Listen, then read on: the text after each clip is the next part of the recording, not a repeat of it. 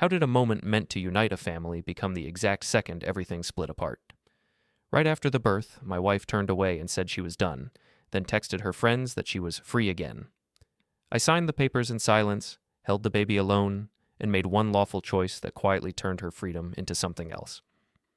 Before we go any further, take a second to subscribe, hit the hype button, and like the video. It really helps the channel grow. And tell us in the comments, what would you do in this situation? The delivery room smelled like antiseptic and something metallic I couldn't name. Fluorescent lights hummed overhead, casting everything in that hospital-white glow that makes reality feel both sharper and more distant at the same time.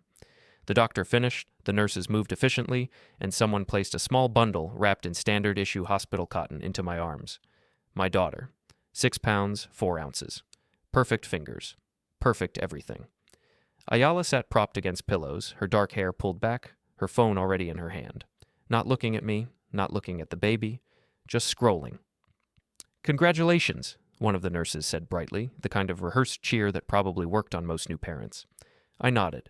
Ayala said nothing. The nurse glanced between us, smile fading slightly. "Would you like to hold her?" she asked Ayala directly. "I'm tired," Ayala said, flat, distant, like she was turning down a second helping at dinner. The nurse's expression shifted into something more professional, more careful. She looked at me.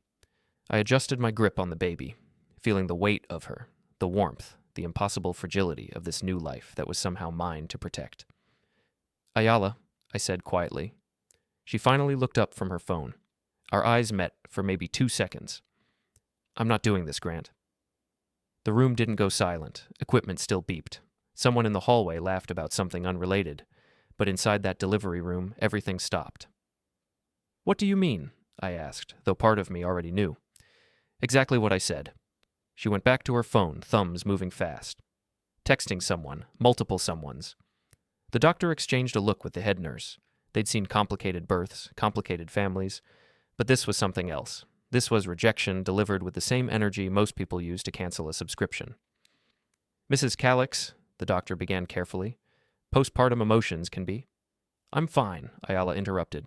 "I'm just done. We're done. This was a mistake." I felt my jaw tighten. The baby shifted in my arms, made a small sound. I looked down at her. She had my nose, Ayala's eyebrows, a whole future written in features I was just beginning to recognize. "There are forms," the nurse said quietly, looking at me now. "For the birth certificate. For custody acknowledgement. For—" "Give them to him," Ayala said. "He wants this. He planned this. He can have it." That wasn't true. We'd planned this. Together. Or at least I thought we had. 9 months of preparation, of painting a nursery, of late-night conversations about names and schools and what kind of parents we'd be.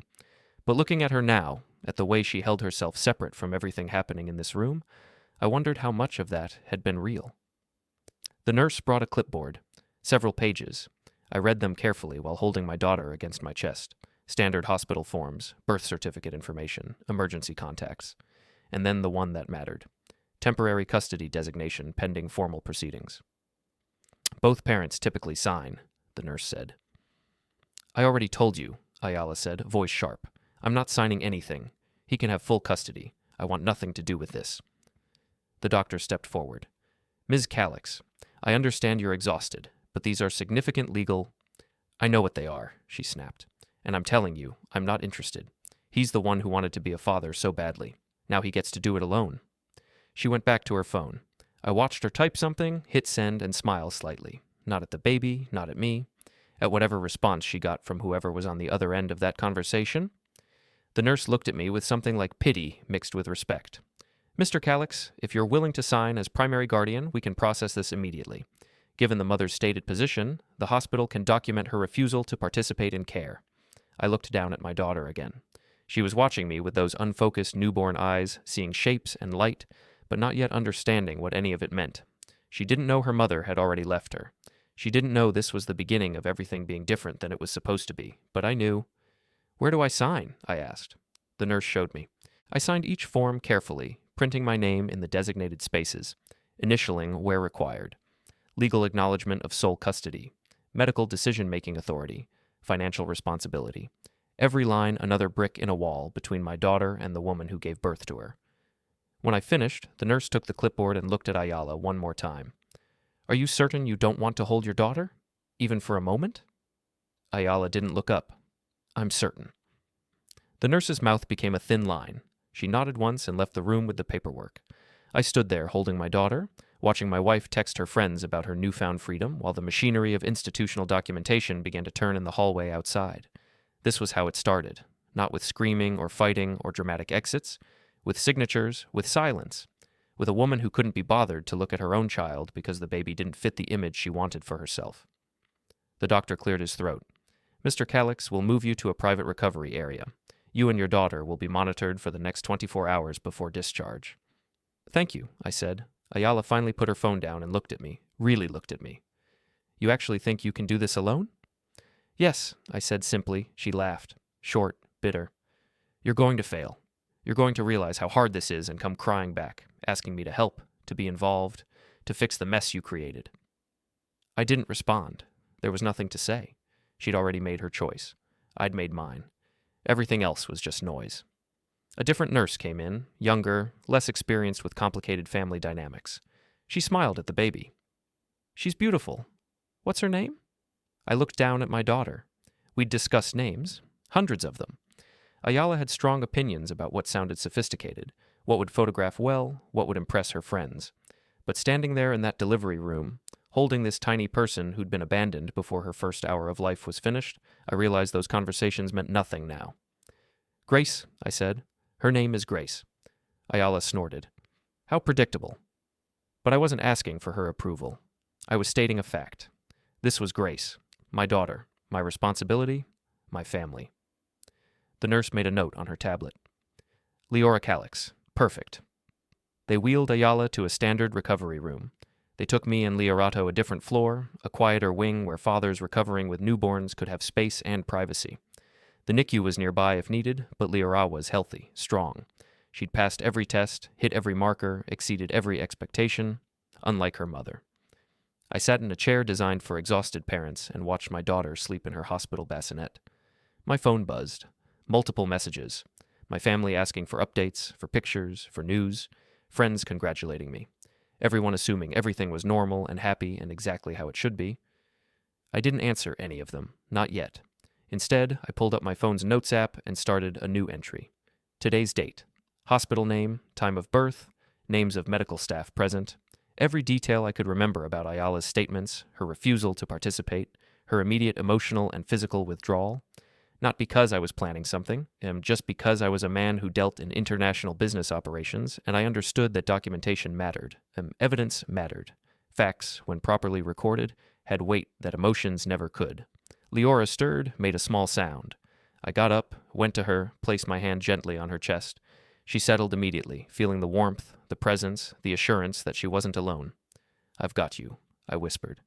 "Whatever happens, however hard this gets, I've got you." She couldn't understand the words, but somewhere deep in that tiny, brand-new nervous system, maybe she felt the intention behind them.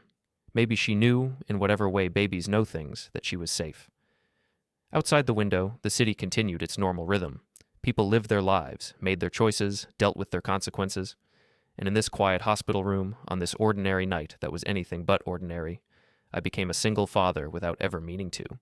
Not because I wanted to raise my daughter alone, because her mother decided she'd rather be free.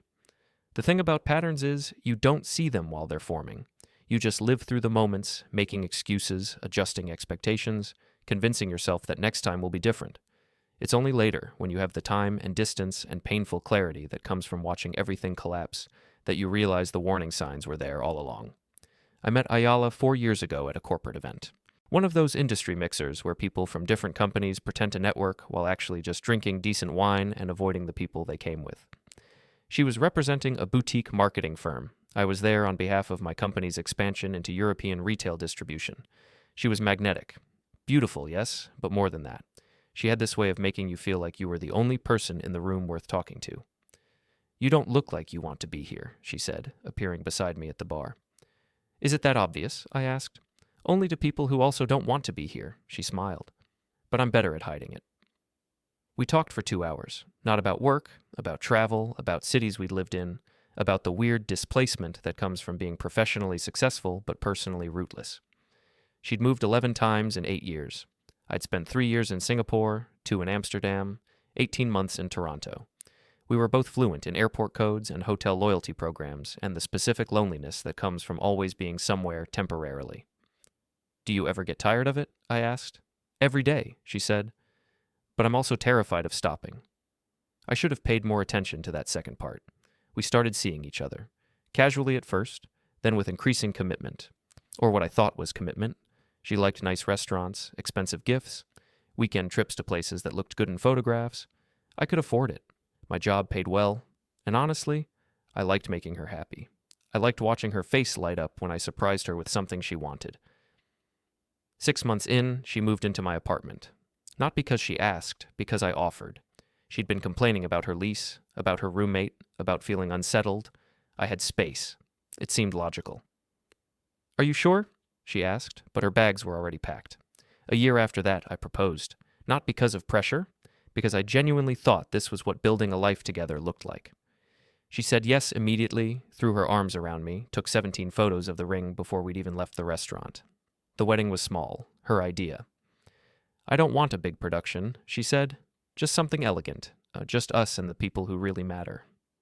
What she meant was something that would photograph well without requiring too much actual planning or emotional investment.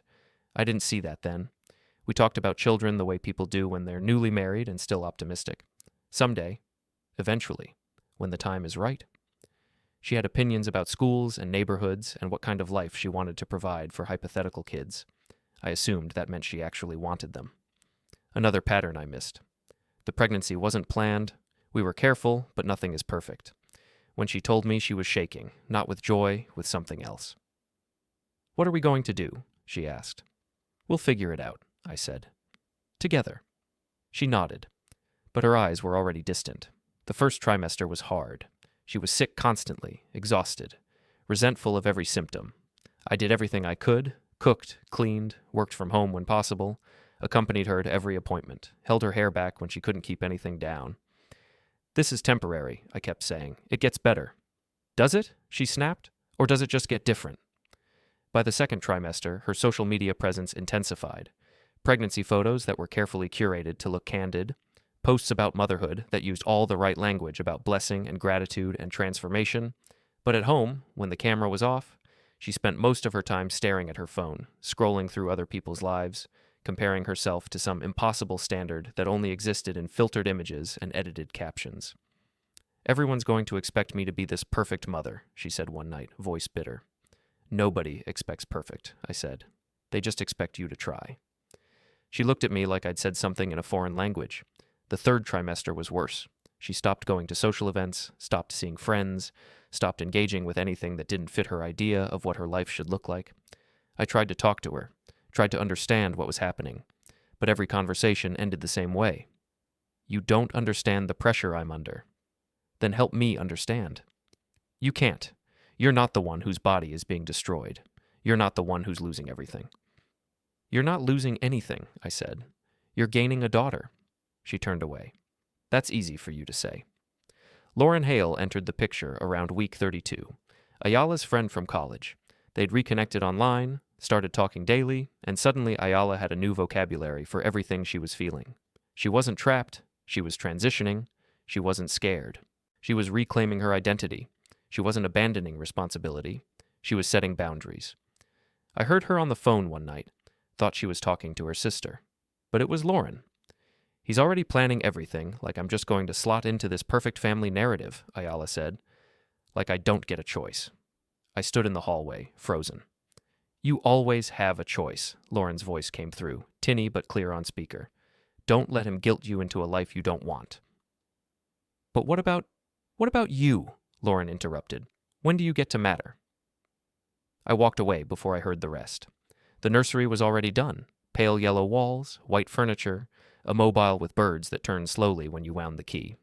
I'd put it together myself, followed the instructions carefully, made sure everything was anchored and safe. Ayala came in once, looked around, and said, "It's very you." I wasn't sure if that was a compliment. 2 weeks before her due date, I came home from work and found her packing a bag. Not a hospital bag, a travel bag. "What's that for?" I asked. "After," she said. I'm going to need space, time to recover, time to think. Where are you going? Lauren has a place upstate, quiet, private. I can just breathe for a while. And the baby? She zipped the bag closed. You'll handle it. You're good at handling things. That should have been the moment I realized how serious this was. But I was still making excuses. Pregnancy hormones, anxiety about labor, fear of change, all normal, all manageable, all wrong. The night before we went to the hospital, she was on her phone until 3 a.m. I could see the screen's glow from across the room, could hear the soft taps of her typing. When I asked who she was talking to, she said, "Just Lauren. She's helping me process everything." Process what? The end of one life and the start of another. I should have asked which life she meant, but I was afraid of the answer. Now, sitting in the hospital recovery room, watching Leora sleep peacefully while Ayala presumably slept several floors below, I finally understood. This hadn't been sudden. This hadn't been a breakdown or a moment of panic. This had been building for months, maybe years, maybe since the moment I proposed and she saw her future narrow into something definite and domestic and utterly incompatible with whatever version of herself she'd been trying to maintain. My phone buzzed, a text from Ayala. "Lauren's picking me up tomorrow morning. I'll stay with her for a while. You have everything you need." Not a question, a statement. I typed back, "What about Grace?" 3 dots appeared, disappeared, appeared again. "You signed the papers. You wanted sole custody. Now you have it." "That's not what I wanted," I wrote. "I wanted us to be a family." The response came fast. "Well, I wanted different things. Guess we're both disappointed." I stared at the screen for a long time. Then I deleted the conversation thread, opened my notes app, and added this exchange to my documentation. Time stamped. Verbatim. Another piece of evidence that would matter later, even if it felt meaningless now. Leora made a sound. I went to her, picked her up carefully, held her against my chest. She was so small, so completely dependent, so utterly unaware that her mother had already decided she wasn't worth staying for. "It's just us now," I whispered. "But that's okay. We're going to be okay." I didn't know if I believed it, but I needed to say it out loud, needed to hear the words, even if they were just hope pretending to be certainty. Outside, the night settled into its deepest hours. The hospital quieted, and somewhere in this building, Ayala slept, dreaming of freedom she thought she'd finally claimed. She had no idea what she'd actually done. Ayala was discharged before me and Grace. Hospital policy required new mothers to stay at least 24 hours for observation, but apparently that policy became flexible when the new mother made it clear she'd rather be anywhere else. The nurses processed her paperwork with practiced efficiency and minimal eye contact. Professional courtesy, institutional disappointment. Take your pick. I watched from my room's doorway as she walked past, overnight bag over her shoulder, phone pressed to her ear, laughing at something someone was saying. She didn't look in my direction, didn't ask about Grace, didn't pause, just kept walking toward the elevator like she was checking out of a hotel after an unpleasant business trip. Lauren was waiting in the parking garage, engine running. I knew because I could see them from my window. Ayala climbed into the passenger seat. They hugged, and then the car pulled away. Simple, clean, done. "Everything okay?" a nurse asked, appearing beside me. "Fine," I said. She glanced at Grace, sleeping peacefully in my arms. "You're doing great. She's lucky to have you." I nodded because I didn't trust myself to say anything else. Leora and I went home the next afternoon. Dr. Mullins, the hospital administrator, stopped by before our discharge to walk through final paperwork.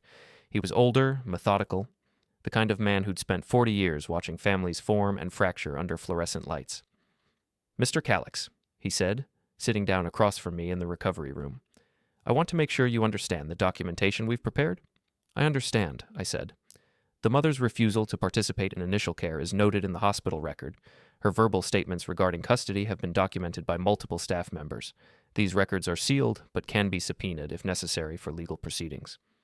"I appreciate that," I said carefully. He studied me for a moment. "You're not the first father I've seen in this position. You won't be the last, but you're handling it better than most."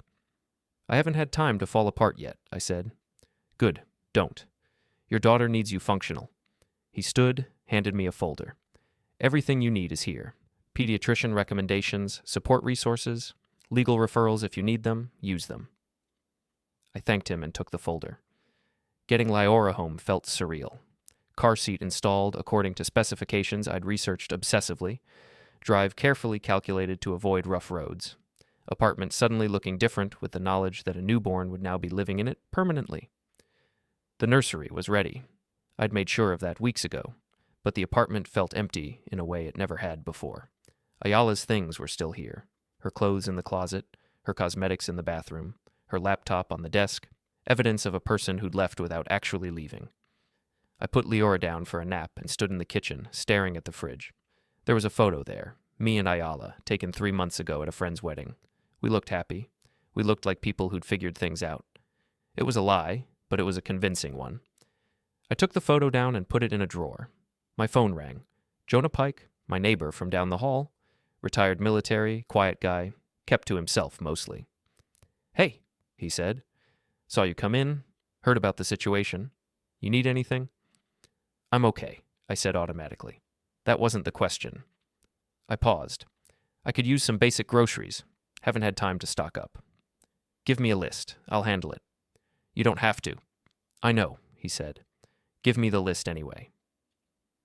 An hour later, he was at my door with bags, bread, milk, coffee, practical things for a man who suddenly didn't have time to think about shopping.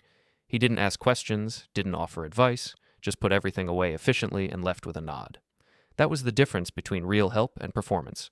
Real help showed up with groceries. Performance showed up with opinions. Leora woke up crying. I warmed a bottle, tested the temperature, fed her while sitting in the nursery's rocking chair. She ate hungrily, eyes fixed on my face with that intense newborn focus that makes you feel simultaneously powerful and terrified. When she finished, I burped her, changed her, and put her back down.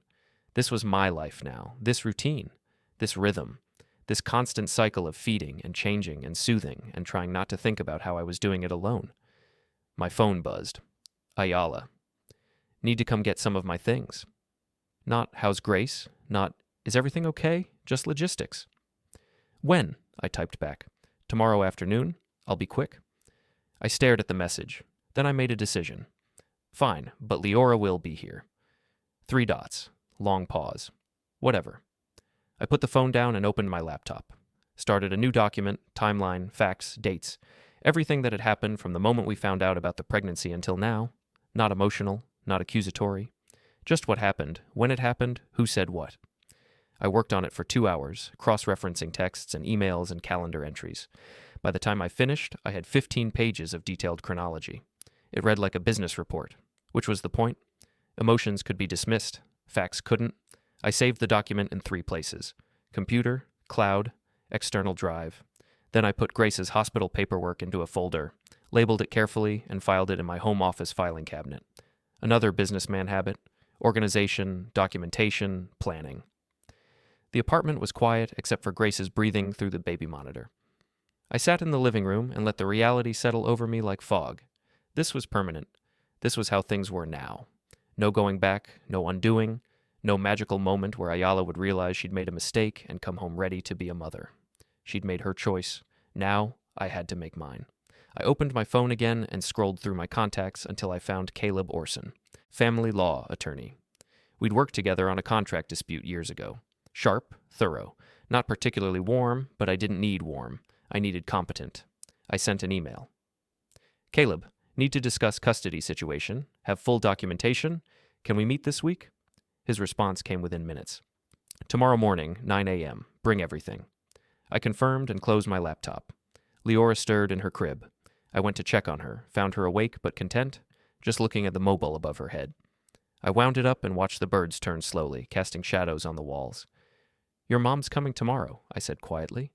"To get her things. Not to see you, just to get her things." Leora didn't respond, just watched the birds.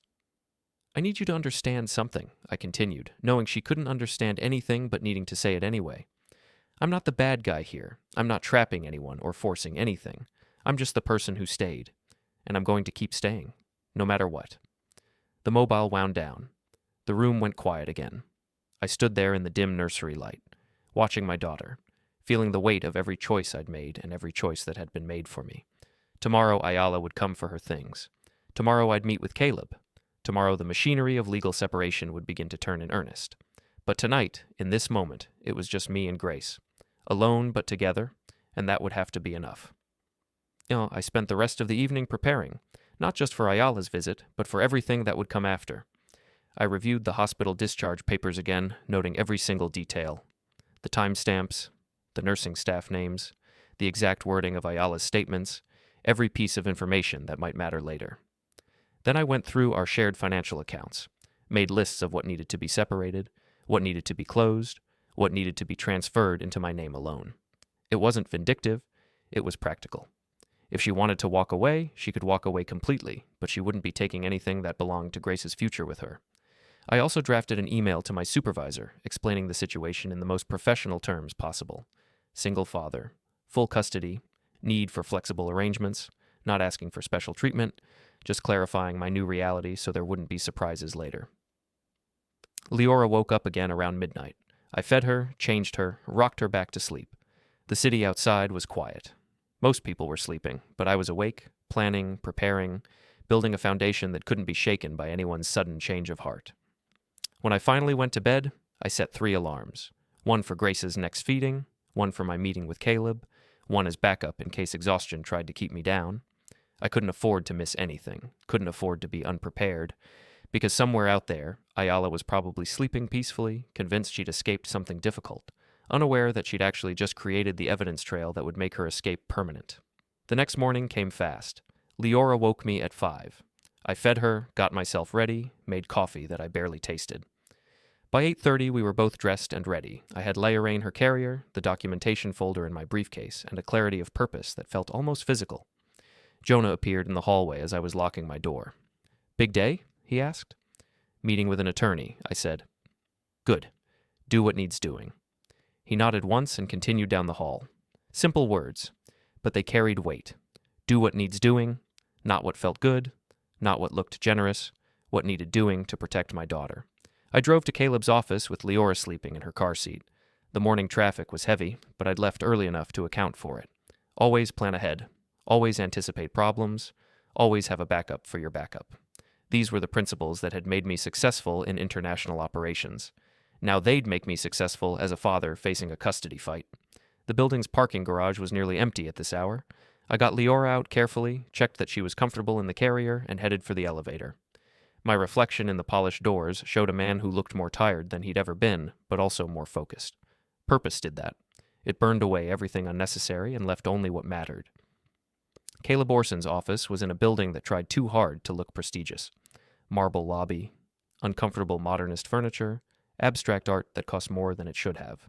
I arrived 15 minutes early, sat in the waiting area with Leora sleeping peacefully in her carrier, and reviewed my documentation one more time. 15 pages of timeline, hospital records, text message screenshots, everything organized chronologically with supporting evidence. A paralegal appeared at exactly 9. "Mr. Calix? Caleb's ready." The conference room was all glass and dark wood. Caleb sat at the head of the table, late 40s, wire-rimmed glasses, the kind of haircut that cost $200 but looked like he'd done it himself. He stood, shook my hand, gestured to a chair, and glanced at Grace. "She can stay in the carrier," he said. "This might take a while." "Understood," I said. "Show me what you have," he said without preamble. I laid out the folder. He read through it methodically, occasionally making notes, occasionally pausing to reread something. 20 minutes passed in silence. When he finished, he looked up. "This is remarkably thorough," he said. "I work in international operations," I said. "Documentation matters." "It does." He tapped the hospital records. "These are gold. Multiple staff witnesses to maternal abandonment. Voluntary surrender of parental rights indicated both verbally and through refusal to participate in care. Text messages confirming intent." He leaned back. "You understand what you have here?" "Evidence," I said. "More than that. You have an airtight case for full legal custody with potential grounds to challenge any future parental rights claims she might make." I felt something shift in my chest. "Explain." Caleb pulled out a legal pad and started drawing a flowchart. Standard custody disputes involve 2 parents who both want to be involved but can't agree on terms. That's negotiation, compromise, 50-50 splits, joint decision-making, messy but manageable. "This isn't that," I said. "Exactly. This is abandonment. Clear, documented, witnessed abandonment. She didn't just leave the hospital early, she refused to hold the child, refused to sign birth documents, explicitly stated multiple times to medical professionals that she wanted no involvement, And then she left. He circled something on his pad. That's not a custody dispute. That's surrender. So what do I need to do? File for full legal and physical custody immediately. Include all this documentation. Request that any future contact or custody modification require her to demonstrate sustained effort to establish a parental relationship. He looked at me directly. You want to lock this down before she changes her mind. You think she will? People like your wife operate on image, Caleb said. Right now, her image is free woman pursuing her dreams. That plays well with her friend circle, but eventually someone's going to ask about the baby. Eventually there'll be social pressure, and when that happens, she'll want to rewrite the narrative. Let her try, I said. That's exactly the wrong attitude, Caleb said sharply. You need to establish legal reality before she decides to challenge it. Because if you wait, if you give her time to build a story about postpartum depression or temporary crisis or any other excuse that lets her come back looking sympathetic, you'll have a fight on your hands. I absorbed that. How long does filing take? I can have everything ready by end of week. Court date depends on the docket, probably 4 to 6 weeks. In the meantime, document everything. Every text, every missed call, every time she doesn't ask about Grace, every choice she makes that demonstrates continued disinterest. She's coming to get her things this afternoon, I said. Caleb's eyes sharpened. Record it. Audio, video, whatever you can legally capture. If she doesn't ask about the baby, doesn't try to see her, doesn't show any maternal interest, that's more evidence. That feels manipulative, I said. It's not manipulation to document reality, Caleb said. You're not tricking her into saying anything. You're just capturing what she chooses to say and do when given the opportunity to engage with her daughter. I nodded slowly. What else? Financial separation. If you haven't already, open individual accounts. Move your salary there. Establish that you're the sole provider. Track every expense related to Grace, formula, diapers, medical costs, everything. She hasn't contributed anything, I said. Perfect. Keep it that way. Document that too. We spent another hour going over strategy, potential challenges, contingency plans, what to expect in court, what judges looked for in custody cases, how to present myself as stable, competent, and genuinely committed to raising my daughter.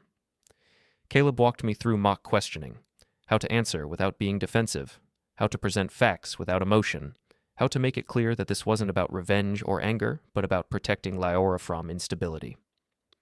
One last thing, Caleb said as I was gathering my papers.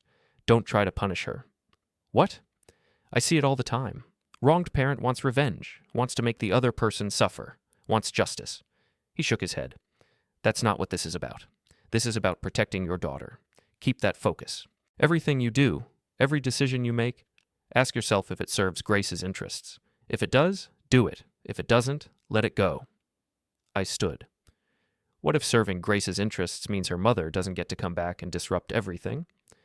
Then that's what it means, Caleb said. But you let the law make that decision, not your anger.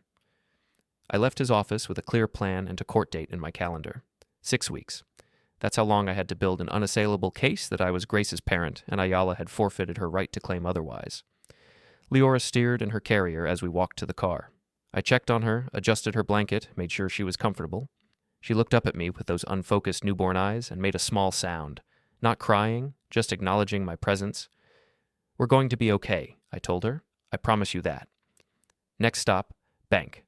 I had an appointment with a manager to discuss financial separation, transfer accounts, establish new credit lines, create a paper trail that showed I was Grace's sole provider from day one.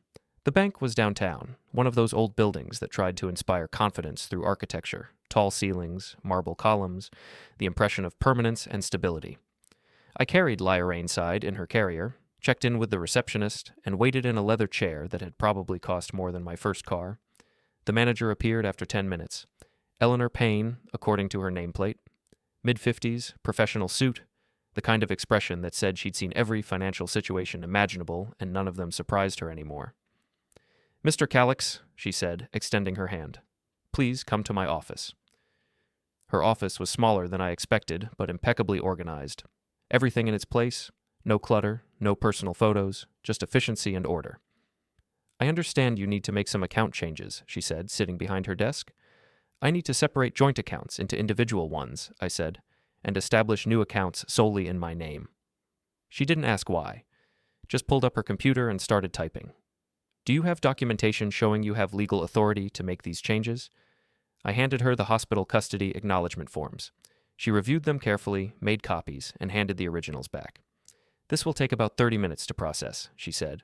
I'll need you to sign several forms, and I'll need to know how you want to handle any existing joint balances. Split them 50-50, I said. I'm not trying to take anything that's not mine. I just want clean separation. She nodded and continued working. While she processed paperwork, I sat with Leora and watched the morning sun angle through the office windows. Other people came and went in the bank, normal people doing normal banking. Nobody knew that I was sitting here systematically dismantling a marriage that had failed before it even really began. Mr. Calix, Eleanor said, looking up from her computer. I have everything ready. I just need your signatures. She walked me through each form: account transfers, new account openings, direct deposit authorizations, credit card separations, every signature another step toward complete financial independence. One more thing, I said as we finished. I need to establish a savings account for my daughter, education fund, something that can't be touched except for her benefit. Of course, Eleanor said. She pulled up another form. How much would you like to start with? $5,000, I said, and I'll add to it monthly. She processed the paperwork. When everything was finished, she handed me a folder with all the new account information. You'll want to update your direct deposit information with your employer, she said. Already on my list, I said. She stood and walked me to the door. Mr. Calix, I don't know your situation, and it's not my business, but I've been doing this long enough to recognize when someone's doing things the right way. Whatever you're dealing with, you're handling it properly. Thank you, I said. Last stop for the day, my company's HR office. Miriam Voss handled legal liaison work for our division. We'd worked together on compliance issues related to international contracts. She was in her mid-40s, precise, no nonsense, exactly the kind of person I needed right now. Grant, she said, waving me into her office. What brings you here, and who's this? This is Grace, I said. My daughter. Congratulations, Miriam said, but her expression was cautious. Something in my tone had told her this wasn't a simple, happy announcement. I need to discuss parental leave policy and work flexibility, I said. She pulled up my file. Of course. How's your wife adjusting to motherhood? She's not, I said simply. She left. I have full custody. I need to understand what support the company can provide. Miriam's expression didn't change, but something shifted behind her eyes. Professional sympathy without the messy emotional complications. I see. Let me pull up our policies. We spent 30 minutes reviewing options. Parental leave I was already taking, flexible schedule possibilities, remote work arrangements, emergency contact protocols. She took notes, asked practical questions, and didn't waste time on sympathy or speculation. Given your situation, I'd recommend we set up a formal flexible work arrangement, Miriam said. You can work from home 3 days a week, come into the office 2 days. You'll need backup childcare for those office days, but it gives you more time with your daughter while maintaining your career trajectory. That works, I said. I'll also need to update your emergency contacts. Remove your wife and add whoever you trust to make decisions about your daughter if something happens to you.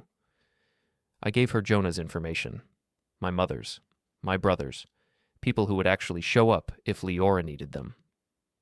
I'll draft a memo to your supervisor outlining approved accommodations, she said. Should be ready by tomorrow. Anything else you need? That covers it, I said. She walked me to the door, then paused. Grant? For what it's worth, you're handling this exactly right. Professional, documented, focused on stability. That matters. Appreciate it, I said. I got home at 2:30. Leora was asleep in her carrier. I had 30 minutes before Ayala was supposed to arrive. I set up my phone on a bookshelf with a clear view of the living room, started recording, and waited. She showed up at 3:15, 15 minutes late, carrying empty shopping bags. Hey, she said, walking in like this was still her home. Hey, I said. She went straight to the bedroom. I followed, staying in the doorway. She pulled clothes from the closet, folded them quickly, stuffed them into bags. Efficient, practiced, like she'd been planning this. How's Lauren's place? I asked. Good, quiet, exactly what I needed. She grabbed cosmetics from the bathroom, dumped them into another bag. And Grace? She paused for half a second. What about her? You haven't asked how she's doing. You've got it handled, Ayala said, zipping a bag closed. That's what you wanted. That's not what I wanted, I said. I wanted us to be a family. She finally looked at me. We were never going to be that family, Grant. You just couldn't see it. Then what were we? A mistake I'm correcting. She went back to packing. She's in the nursery, I said quietly, if you want to see her. Ayala slung a bag over her shoulder. I don't. 3 words. Clear, final. Exactly what I needed her to say on camera. She made 3 more trips from bedroom to door, each time passing the nursery, each time not looking in, each time proving exactly what Caleb had said she would prove. When she finished, she stood in the living room, surveying what was left. I'll come back for the rest later, she said. Take your time, I said. She moved toward the door, then stopped. You know what's funny? I actually thought you'd try to stop me, beg me to stay, make this difficult. Why would I do that? I asked. Because that's what people do when their marriage falls apart. They fight. Our marriage didn't fall apart, I said. You dismantled it piece by piece, starting the moment you found out you were pregnant. I'm just acknowledging what you already decided. She stared at me. You really think you can do this alone? I know I can, I said. The question is whether you can live with the choice you made. I'm fine with my choice, she said. We'll see, I said. She left without saying goodbye. Door closed, footsteps fading down the hallway, engine starting in the parking lot below. I stopped the recording, backed it up immediately to 3 different locations, added it to my evidence folder with detailed notes about date, time, and what was captured. Then I went to the nursery where Leora was waking up, hungry and dependent, and completely unaware that her mother had just walked past her 3 times without stopping. I picked her up, held her close, and felt something harden inside me. This wasn't anger. It was clarity. Ayala had made her choice. Now I'd make sure it was permanent. The next 3 weeks fell into a rhythm I hadn't expected. Not easy exactly, but manageable. Leora slept in 2-hour intervals. I learned to function on fractured sleep and cold coffee. Jonah brought food every few days without being asked. My mother called daily, offering to fly out. I told her not yet, maybe later, when things were more settled. Ayala texted twice, both times about logistics. Both times I kept my responses minimal and documented everything. Need to update insurance info, she wrote. Already handled, I replied. Lauren says I should get a lawyer. That's your choice. She didn't respond to that one. Caleb filed the custody paperwork on schedule. I received confirmation from the court that a hearing was set for 4 weeks out. Everything was proceeding exactly as planned. Methodical, legal, irreversible. At 3 weeks, Leora smiled for the first time. Not gas, not a reflex. An actual smile directed at me while I was changing her, talking nonsense about how much easier this would be when she could change herself. Her whole face lit up. I took a picture, sent it to my mother, saved it carefully in a folder I'd started called Milestones. I didn't send it to Ayala. That same afternoon, my phone rang. Lauren Hale. I almost didn't answer, but curiosity won. Grant, she said, voice sharp. We need to talk. About what? About the fact that you're trying to legally erase Ayala from her daughter's life. I walked into my home office and closed the door. That's not what I'm doing. Really, because she just got served with custody papers that basically say she abandoned Leora and has no parental rights. She did abandon Grace, I said calmly. Multiple witnesses, hospital documentation, her own statements. She was going through postpartum. Don't, I interrupted. Don't rewrite what happened. She refused to hold her daughter, refused to participate in care, refused to sign documents. Told medical staff repeatedly she wanted nothing to do with the baby. Then she left the hospital and hasn't asked about Leora once in 3 weeks. Silence on the line. That's not postpartum depression, I continued. That's a choice, and now she's dealing with the consequences.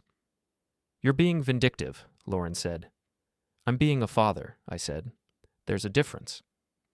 Ayala deserves a chance to. To what? I asked. To come back when it's convenient? To play part-time parent when her friends start asking questions? To disrupt Grace's life whenever she feels like performing motherhood for an audience? That's not fair, Lauren said. You're right, I said. What's not fair is a newborn being rejected by her mother in a hospital delivery room. What's not fair is me standing here explaining basic parental responsibility to someone who spent the last 3 weeks helping my wife celebrate her freedom. You don't know what she's going through, Lauren said. Neither do you, I replied, because if you did, if you actually cared about Ayala instead of just validating her worst impulses, you'd have told her to stay, to try, to be present, but you didn't. You helped her run. This conversation is over, Lauren said. Agreed, I said, and hung up. I sat there for a moment, phone in hand, feeling something I hadn't felt since this started. Anger. Real anger. Not at Ayala for leaving. That I'd processed.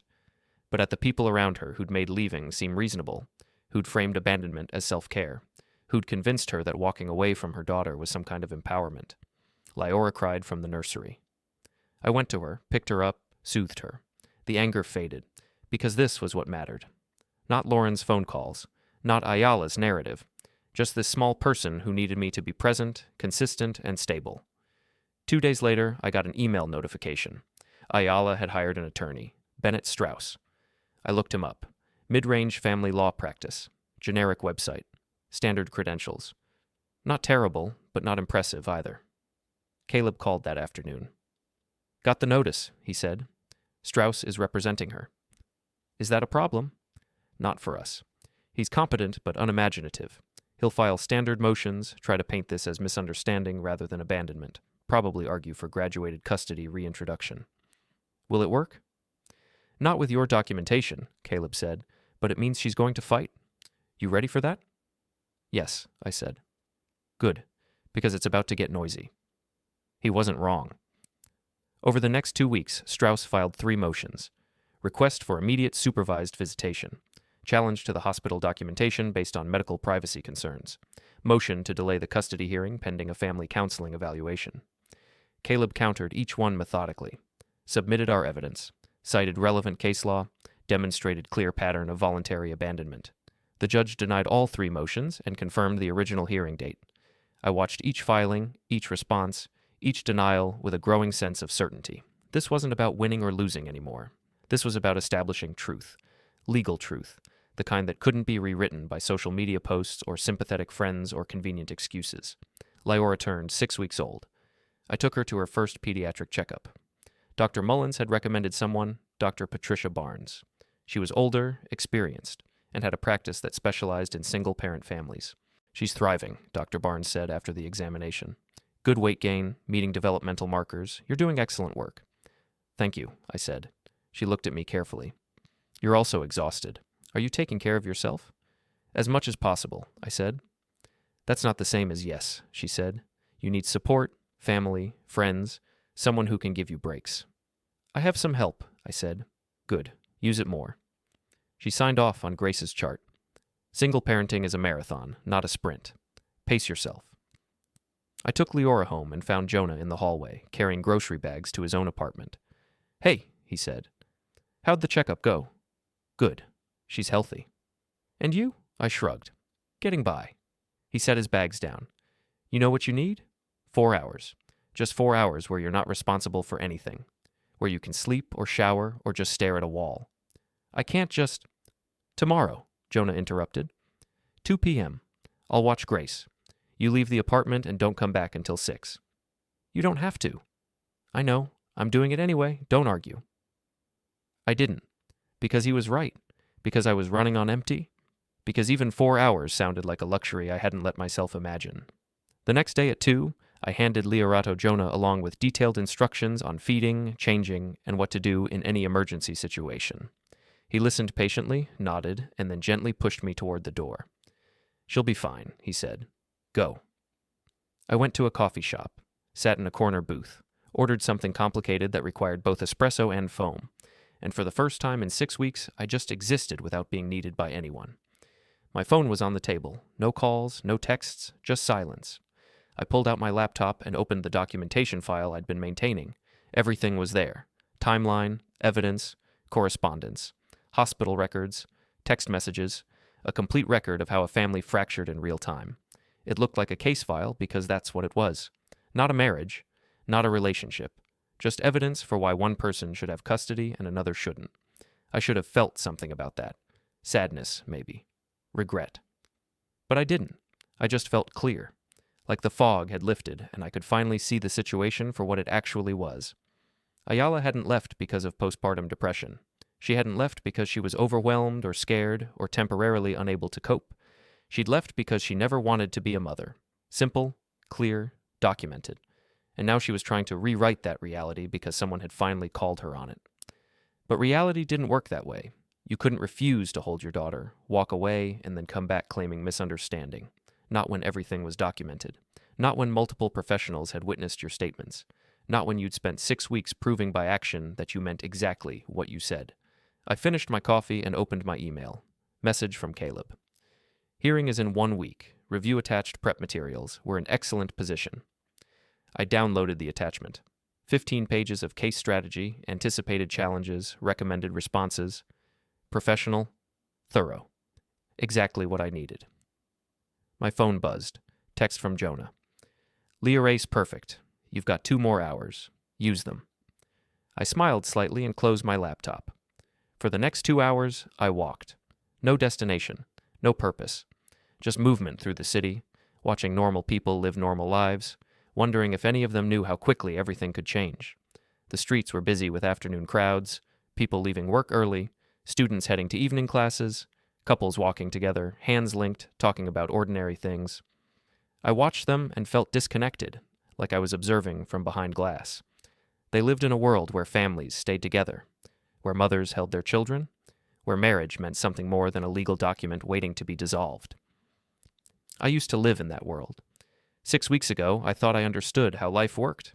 You met someone, fell in love, got married, had children, built a future together, simple progression, natural order. But that world was a fiction, or at least it had been for me.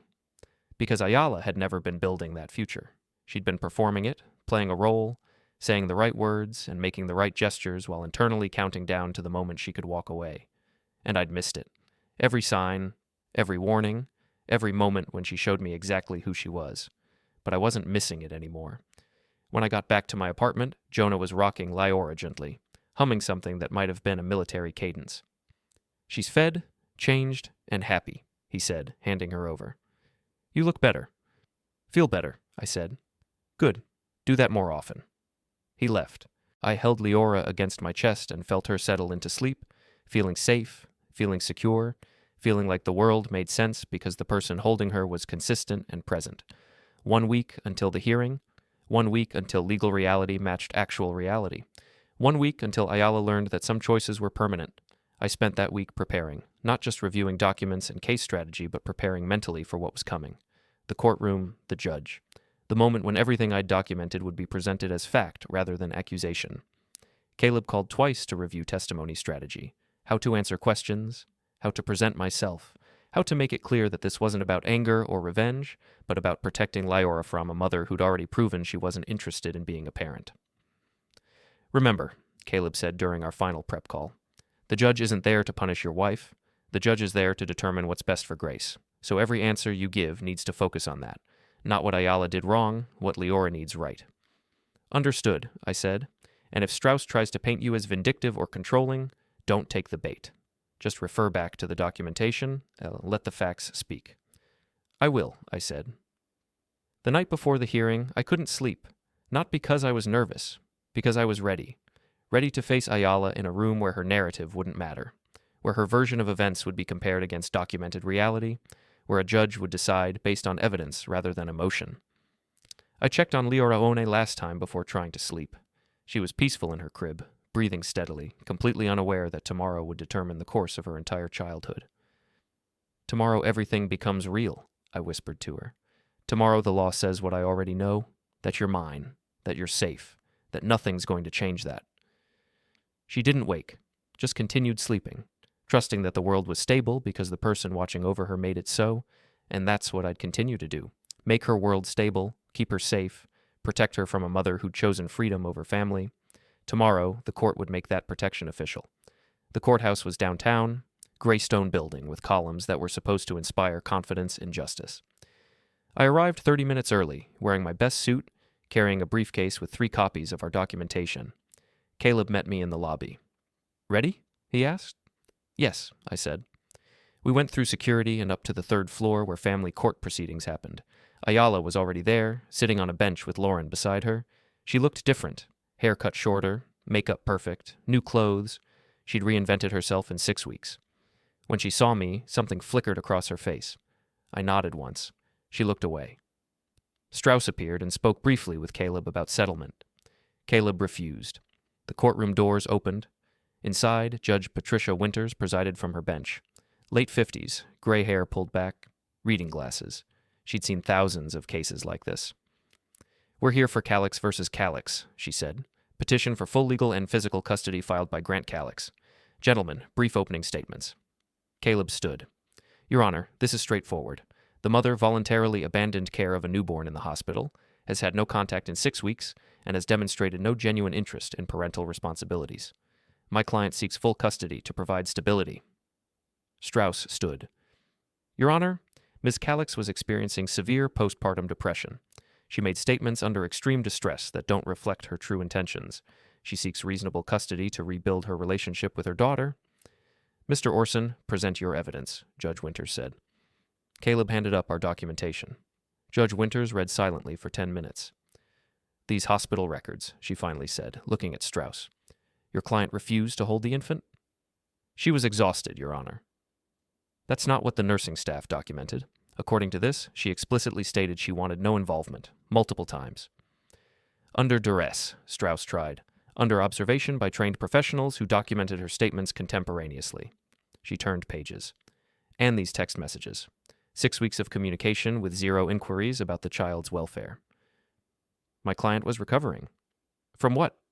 "I see no medical evidence of postpartum depression, no diagnosis, no treatment."